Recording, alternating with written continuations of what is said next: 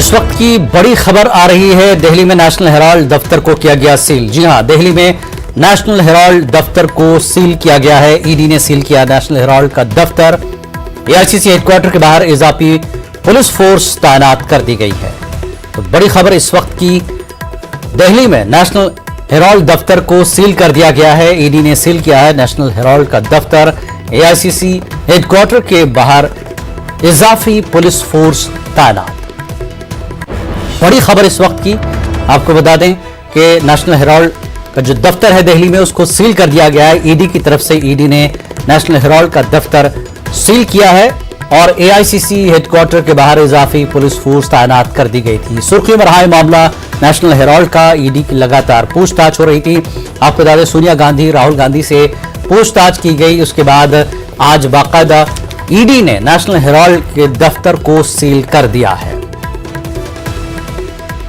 और आइए इस पूरे मामले पर बात करते हैं। हमारे नुमाइंदे खुर्रम शहजाद हमारे साथ जुड़ चुके हैं। खुर्रम, नेशनल हेराल्ड के दफ्तर को सील कर दिया गया है, क्या कुछ अपडेट इस वक्त आप करा रहे हैं? देखिए जिलानी, कल आपको मालूम है ईडी ने नेशनल हेराल्ड का जो दफ्तर है, जो बिल्डिंग है आईटीओ पर दिल्ली में, वहां पर रेड की थी और काफी लंबे वक्त तक वहां पर छानबीन होती रही, शवाहिद तलाशे जाते रहे, कागजात देखे जाते रहे। तकरीबन 17 घंटे के आसपास ये पूरी रेड चली थी। लेकिन आज जो अहम खबर आ रही वो ये है कि उस बिल्डिंग के अंदर जो यंग इंडिया कंपनी है, जिसमें राहुल गांधी, सोनिया गांधी जो बड़ी हिस्सेदारी रखते हैं, और इसी यंग इंडिया कंपनी की वजह से उनके ऊपर नेशनल हेराल्ड मामले में इल्जामात लगाए जाते रहे, जिसमें उन्हें जमानत भी मिली है। लेकिन आज उस यंग इंडिया के दफ्तर को ईडी के जरिए से सील कर दिया गया।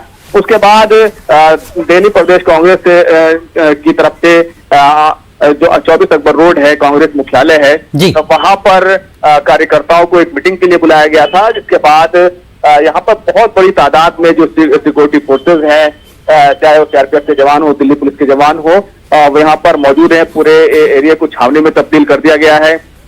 बैरिकेडिंग कर दी गई है। दोनों तरफ से जो रास्ता आता है उसको बंद कर दिया गया है। तो अभी भी यहाँ पर जो लगातार हम देख रहे हैं कि जो पुलिस फोर्सेस के लोग हैं, सिक्योरिटी के लोग हैं, वो लगातार यहाँ पर पहुंच रहे हैं। तो ट्रैफिक जो है 24 अकबर रोड जहाँ पर कांग्रेस मुख्यालय है, उसी के बिल्कुल बगल में सोनिया गांधी का घर भी है, जिसको जनपद कहा जाता है, और 24 अकबर रोड पर ही इसे आना जाना होता है। हालांकि उसको 10 जनपद कहा जाता है।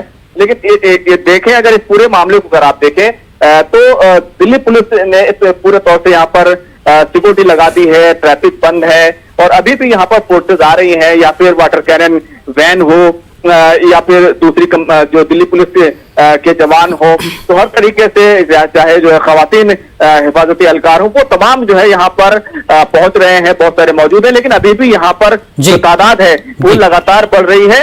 लेकिन ये जो तमाम चीजें हो रही हैं, जो ईडी के जरिए से नेशनल हेराल्ड की जो बिल्डिंग है, उसके अंदर जो यंग इंडिया का ऑफिस था, उसको क्योंकि सील किया गया, उसके बाद ये तमाम जो है डेवलपमेंट देखने में आ रहा है। लेकिन इसके पीछे क्या है, ये एक अहम सवाल है, और इसको लेकर तरह तरह की अटकलें भी लगाई जाने लगी हैं। क्या ईडी की रेड होने वाली है? क्या कांग्रेस ऑफिस पर ईडी की रेड होने वाली है? क्या जनपद पर ईडी की रेड होने वाली है? तो ये एक अहम सवाल है। लेकिन अभी तक जो है पूरे आगे की कार्रवाई क्या कुछ हो सकती है, इसके बाद ये सारी जो है चीजें खुलकर सामने आएंगी। बहरहाल शुक्रिया मोहम्मद खुर्रम शहजाद इसका। तो नाज़रीन, आपको बता दें, नेशनल हेराल्ड का जो दफ्तर है यंग इंडिया, जिस तरह के खुर्रम ने बताया कि उस दफ्तर को सील कर दिया गया है ईडी की तरफ से। आगे बढ़ेंगे तेलंगाना की खबरों की तरफ। ड्रामाई तब्दीलियों के बाद कांग्रेस पार्टी के रुकन असेंबली कोमट रेड्डी राजगोपाल रेड्डी ने कांग्रेस पार्टी और असेंबली की रुकनीत से इस्तीफा दे दिया। अपने हल्का असेंबली में मीडिया से बात करते हुए उन्होंने कहा कि इलाके की तरक्की की खातिर उन्होंने कांग्रेस पार्टी से मुस्ताफी होने का फैसला किया है। अपने हामियों से बातचीत के बाद किस पार्टी में शामिल होना है, इसका बहुत जल्द ऐलान करेंगे। इम्कान है कि राजगोपाल रेड्डी बहुत जल्द बीजेपी में शामिल होने वाले हैं। साबिक में उन्होंने दिल्ली में बीजेपी के अहम लीडरों से मुलाकात की थी। राजगोपाल रेड्डी ने कहा कि वजीर आला चंद्रशेखर राव की खानदानी हुक्मरानी के खिलाफ अपनी जिद्दोजहद जारी रखेंगे। इस दौरान राजगोपाल रेड्डी ने पीसीसी चीफ रेवंत रेड्डी पर संगीन इल्जामात आयद किए। अभी रिजाइन करिए भाई कांग्रेस पार्टी को और एमएलए पोस्ट को। आगे देखा जाएंगे क्या करेंगे। हमारा कॉन्फ्रेंस का लीडर्स मुनगोड़ कॉन्फ्रेंस में लीडर्स से पब्लिक से बात करके डिसाइड करेंगे। आगे के दिन में हमारा को खाली इधर तेलंगाना में डेमोक्रेसी सिस्टम जो है वो कोलैप्स हुआ। केसीआर ने पूरा निकाल दिया, ये फैमिली रूल से चला रहे हैं। इसलिए हम कांग्रेस पार्टी में रह के काम नहीं कर सकते बोल के हम डिसीजन लिया। मगर हम कांग्रेस पार्टी सोनिया गांधी बोले तो हम व्यतिरेक नहीं है, अगेंस्ट नहीं है। बट आज के तारीख में देश में कंट्री में कांग्रेस पार्टी वीक हो गया। अभी हमारे को तेलंगाना स्टेट लाया, हम लोग 1400 लोग मर गए कि टीआरएस ने पूरा अपना फैमिली रूल करके पूरा करप्टेड स्टेट भर के डेबिट ट्रैप में गिरा दिया। ये सिचुएशन में हम लोग डिसीजन इसलिए रहे स्टेट को बचाने के लिए। इधर जो फैमिली रूल है उसको खत्म करने के लिए, डेमोक्रेसी सिस्टम लाने के लिए कांग्रेस पार्टी छोड़ के बीजेपी के साथ ये हो सकता बोल के, सेंटर में पावर है बोल के, ये करप्टेड गवर्नमेंट को जाने के लिए हम कांग्रेस पार्टी को छोड़ा। रेवंत रेड्डी बड़ा चोर है जी, वो पैसा दे के पीसीसी प्रेसिडेंट ला लिया, उसका हिस्ट्री पूरा चोर है। वो पहले जेल जा चुके हैं वोट को नोट केस में। हम कभी ऐसा काम नहीं करते, हम लोगों के लिए जीने वाला है। हम तेलंगाना के लिए फाइट करा, वो पूरा तेलुगुदेशम पार्टी से इधर आके पैसा देके पीसीसी प्रेसिडेंट लेके अभी स्टेट को लूटना चाह रहे हैं। वो नहीं बोल सकता मेरे बारे में, हम लोगों का आदमी है। Thank PCC chief Revanth Reddy ने कहा कि बहुत जल्द मुनगोड़ों की आवाम राजगोपाल रेड्डी को सबक सिखाएगी। राजगोपाल रेड्डी एक मुआहदे के तहत बीजेपी में शामिल हो रहे हैं। कांग्रेस पार्टी इलाके में ज़िमनी इंतखाबात के लिए तैयार है। ఒక ఆయన పార్టీ మారినప్పుడు సిద్ధాంతం వదిలిండు అనుకున్నాం, ఇప్పుడు ఆయన మాటలు చూస్తే సిగ్గు కూడా వదిలేసిండు అని అనుకుంటున్నా। పూర్తిగా సిగ్గు తప్పిపోయిండు, లజ్జ తప్పిపోయిండు। పార్టీలో ఫుల్ పేజ్ యాడ్స్ ఇస్తే స్టార్ట్ సైజ్ అంత ఫోటో పెట్టలేదు, ఆయన అందరిని పిరాయింపులో తీసుకొచ్చి ఇళ్ళ పెట్టేసి ఆయన పెద్ద వండి బిర్యానీ మాట్లాడట। సిగ్గు ఉండాలనే, ఆయన పోయినాడు నన్ను ఏదో దాడులు చేస్తుడు, నేను సిద్ధాంతం ఏంది లెఫ్ట్ ఉద్యమాల నుంచి వచ్చాను, నక్సలైట్ల నుంచి వచ్చాను పుడింగి మాటలు మాట్లాడాడు। ఒక్క ఏటు మెడల మీద వడంగానే టాస్క్ ఫోర్స్ వాడు మెడల మీద కొట్టంగానే కాళ్ళు పట్టుకుంటారు కదా రౌడీ షీటర్లు, అట్లా సరెండర్ అయిపోయి మోడీ సంఖలో దూరి ఆయనలో సిద్ధాంతాన్ని వదిలిండి అనుకున్నాం। సరే కష్టాలలో సిద్ధాంతం వదిలిండి అనుకున్నా, నిన్న మన మాటలు చూస్తే సిగ్గు కూడా వదిలేసిండా నాకు అర్థమైపోయింది। ఇట్లాంటి సిగ్గు తప్పిన వాళ్ళ గురించి మీరు మాట్లాడకండి, ఇట్లాంటి సిగ్గు తప్పిన వాళ్ళు తెలంగాణ ఇజ్జత్ ఇస్తున్నారు। ఇప్పుడు ఆయన గురించి మాట్లాడతాడు, ఆయన సంగతి వదులు, నీ సంగతి ఏంటి చెప్పు నాయన। ఇప్పుడు ఆయన ఫిరాయింపుల గురించి దీంట్ల గురించి దాంట్ల గురించి ఆయన అట్లా ఇట్లా అని మాట్లాడుతున్నావు, నువ్వెట్లా, నీకేమైనా సిగ్గుందా? ఫిరాయింపుల కోసం కమిటీ పెడితే దానికి చైర్మన్ పదవి తీసుకుంటావు, అసలు సిగ్గు లజ్జ ఏమన్నా ఉందా? సిద్ధాంతం వదిలితే తప్పు లేదు, కానీ సిగ్గు లజ్జ వదిలినోడు మాట్లాడుతూ కూడా అది తీసుకొచ్చి నా ప్రశ్న అడుగుడు ఎందుకు సోదరా, ఏం మాట్లాడతావు నువ్వు? అట్లాంటి సిగ్గు తప్పిన వాళ్ళకు నా దగ్గర అసలు ఆ పేరు ఉచ్చరించడానికి కూడా స్థాయి లేదు వాళ్ళకు, అలాంటి వాళ్ళ గురించి నేను మాట్లాడు। और पार्टी छोड़ने के बाद कांग्रेस पार्टी के साबिक रुकन असेंबली राजगोपाल रेड्डी ने टीपीसीसी चीफ रेवंत रेड्डी पर सख्त तनकीद की। उन्होंने कहा कि रेवंत रेड्डी एक कैरेक्टरलेस लीडर हैं, बहुत जल्द इलाके के अवाम कांग्रेस पार्टी को सबक सिखाएगी। राजगोपाल रेड्डी ने अपनी जबान पर काबू रखने का रेवंत रेड्डी को मशवरा दिया। నువ్వు ఎంతున్నావు, ఎన్ని ఫీట్లు ఉన్నావు? 3 ఫీట్లు ఉన్నావు, ఎవరిని పని పెడతావు, ఎవరిని చెప్తావు? నీ పర్సనాలిటీ కంటే ఎక్కువ మాట్లాడుతున్నావు, నీకు ఒక పెద్ద పదవి తెచ్చుకున్నావు పార్టీ ప్రెసిడెంట్, కానీ నీకు క్యారెక్టర్ లేదు। నోటికి వచ్చినట్టు మాట్లాడితే మునుగోడ్ల బట్టలిప్పి కొడతారు జనం, ప్రాణం ఇచ్చే వాళ్ళు ఉన్నారు నా కోసం। కష్ట దుకాణంలో ప్రతి పేదవాడికి అండగా ఉండే మనిషిని నేను।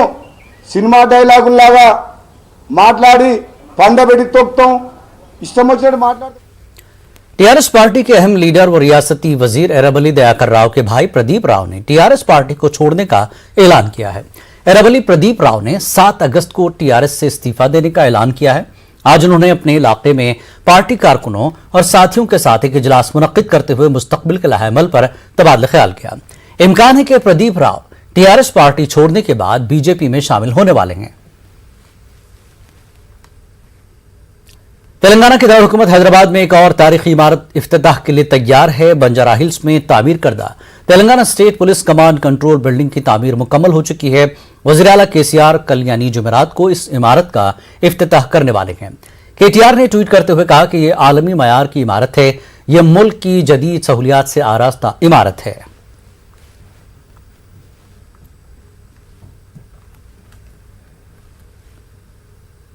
ఇండియాలో ఇంత బెస్ట్ కమాండ్ కంట్రోల్ ఎక్కడ లేదు. మన దగ్గర మా ఆనరబుల్ సీఎం గారు శాంక్షన్స్ ఇచ్చారు. ఈ 4th అంటే ఇనాగరేషన్స్ ఇచ్చారు 1 o'clock. ఇది చాలా ఎఫెక్టివ్ ఉంది. ఇది ల్యాండ్ ఆర్డర్ కోసం చాలా బాగా మా సీఎం గారు అంటే చాలా మా ఆనరబుల్ సీఎం గారు విజన్ చాలా బాగా ఉంది. ఏముందంటే మా తెలంగాణలో ల్యాండ్ ఆర్డర్ చాలా బాగా కంట్రోల్ చేశారు. ఈ కమాండ్ అండ్ కంట్రోల్లో అంటే మొత్తం ఫుల్ న్యూ టెక్నాలజీ ఉంది. అంత టెక్నాలజీ ఎక్కడ లేదు, మా ఇండియాలో మన దగ్గర యూజ్ చేస్తున్నారు. ఈ కమాండ్ అండ్ కంట్రోల్ ఫ్యూచర్లో అంటే మనకు చాలా మన డిపార్ట్మెంట్ పోలీస్ లేదు, ఇంకో డిపార్ట్మెంట్లోకి పనికి వస్తుంది. మనకు చాలా మా సీఎం ఇద్దరు ఆఫీస్ ఉంది, మా కమిషనర్ గారు ఆఫీస్ ఉంది, డీసీసీ ఆఫీస్ ఉంది, పైన వాళ్ళ హెలిప్యాడ్ ఫెసిలిటీస్ బి ఉంది. ఈ command and control Telangana state కొత్త స్టేట్ అయిన తర్వాత మా సీఎం గారు విజన్ ఉంది, పోలీస్తో బాగా ఎఫెక్టివ్ పని చేయాలంటే ఎఫెక్టివ్ ఇన్స్ట్రుమెంట్ ఇస్తే మంచిది.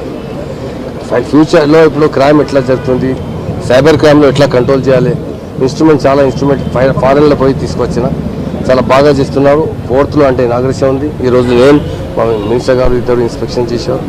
మంచి ఫాస్ట్ ఇది పని నియర్లీ కంప్లీట్ అయిపోయింది. ఇది 4th అంటే మా ఆనరబుల్ సీఎం గారు ఇనాగ్రేషన్. నగరమే కాదమ్మా, ఇది ఒక భారతదేశానికే మణిహారం. అంటే ఒక పోలీస్ డిపార్ట్మెంట్తో పాటు రెవెన్యూ కానీ, జిహెచ్ఎంసీ కానీ, డిజాస్టర్ కానీ, అంటే రాష్ట్రంలో ఏది జరిగినా కానీ ఇక్కడ నుంచి ఆపరేట్ చేసి ఎమర్జెన్సీ తీసుకోవాల్సినటువంటి ప్రికాషన్స్ అన్నీ తీసుకోవచ్చు. ఇంటర్నేషనల్ స్టాండర్డ్లో దీంట్లో టెక్నాలజీ ఉపయోగించడం, నీకు దగ్గర ఇది 600 కోట్ల రూపాయలతోని నిర్మాణం జరిగినటువంటి ఇది రేపు మన ఇండియాకే ల్యాండ్ మార్క్ అవుతుంది. అంటే ఒక్క ఇష్యూ కాదు, ఈరోజు పెద్ద బహిరంగ సభలు జరుగుతుంటాయి, లేకపోతే పెద్ద ర్యాలీలు జరుగుతాయి. అవన్నీ కూడా ఇక్కడ నుంచి ఆపరేట్ చేసుకొని, ట్రాఫిక్ జామ్స్ ఉంటే దాన్ని కూడా ఎట్లా ఆపరేట్ చేసుకోండి అంటే ఇక్కడ నుంచి కమ్యూనికేషన్. రెండోది రాష్ట్రంలో ఎనీ యాక్సిడెంట్ జరిగిందనుకో, బార్డర్లో జరిగింది, లేకపోతే తెలంగాణ బార్డర్లు ఎక్కడ, అవన్నీ ఇక్కడ నుంచే నిమిషాల మీద కన్సల్ట్ ఎస్పీలకు కానివ్వండి, లేకపోతే అక్కడ ఉన్న పోలీస్ యంత్రం కానీ.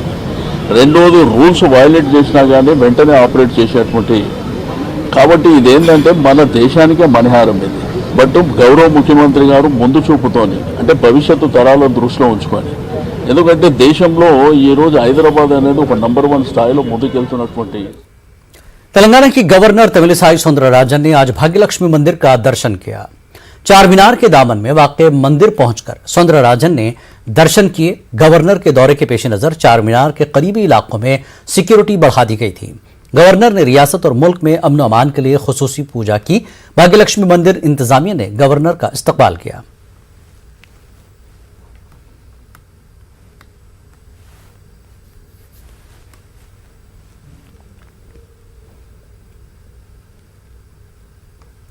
तेलंगाना में कोरोना के केसों में दिन ब दिन इजाफा देखा जा रहा है। पिछले 24 घंटों के दौरान रियासत भर में 1054 नए केस दर्ज हुए हैं।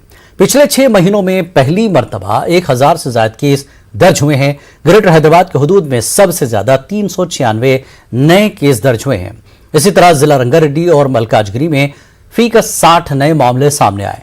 नलगुंडा में 49, करीमनगर में 46, राजन्ना सिरसिल्ला में 36 नए मामले सामने आए। वक्त एक ब्रेक के बाद रुख करेंगे आंध्र प्रदेश की खबरों का।